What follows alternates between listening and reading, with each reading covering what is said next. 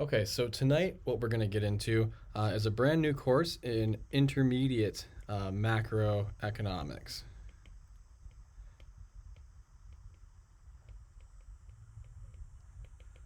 I'm going to be using or basing a lot of this class off of the textbook by Snowden and Vane called Modern Macroeconomics, affectionately known as the Red Book in most circles, because the book is huge and it is red.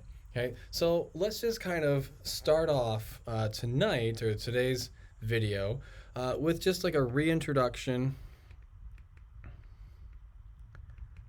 of some basic things in macroeconomics.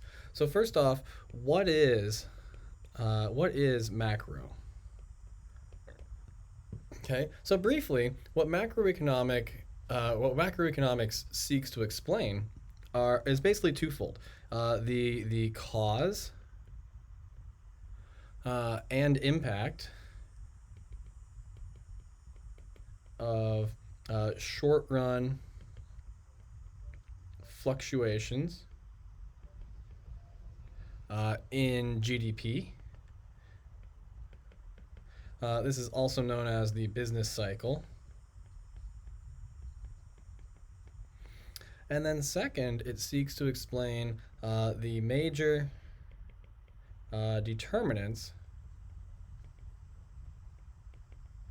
of long run path of GDP. Okay, so another way to kind of phrase this second or these two goals is we seek to understand. So if we were to draw, a graph, we'll call this axis Y for GDP, and we'll call this one time. What macroeconomics, and let's say this is kind of a rough sketch of a business cycle. What macroeconomics is in part concerned with is sort of this volatility. So like the difference between like this peak and this trough, and then this peak here. So that would be like the short run fluctuations.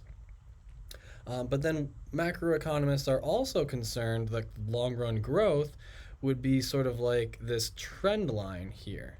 Okay, so macroeconomists are concerned with the trend line. That was the second goal, the long run path of GDP. And then we're also concerned with sort of the fluctuations about that long run path. Okay, so we could have, maybe we could have like a GDP that looks something like this, where everything's very wild, but it's on net going up. Well, that doesn't sound nearly as fun as the white line, where the fluctuations are smaller and the trend is still the same, but everything's kind of a little bit smoother. Okay, so we would want to understand, what's causing those massive swings in the green line example, and see if perhaps we could smooth them out, and maybe even make this long run trend line go up even faster, right? And so that's basically what macroeconomics is ultimately about. Now, because macroeconomics seeks to explain these things, and by extension, what we can also do to influence these factors, there's always tons of political debate. Okay, inevitably, tons and tons of media attention is given to these things. You've probably heard things about like jobs reports. Maybe you've heard about the unemployment rate. You've probably heard, income per household.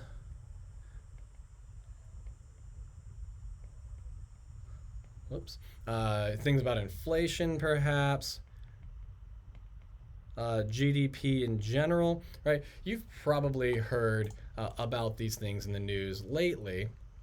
And so the very idea that you're not going to hear about these things is somewhat ridiculous. Like, you're going to hear about them, especially in the lead up to an election.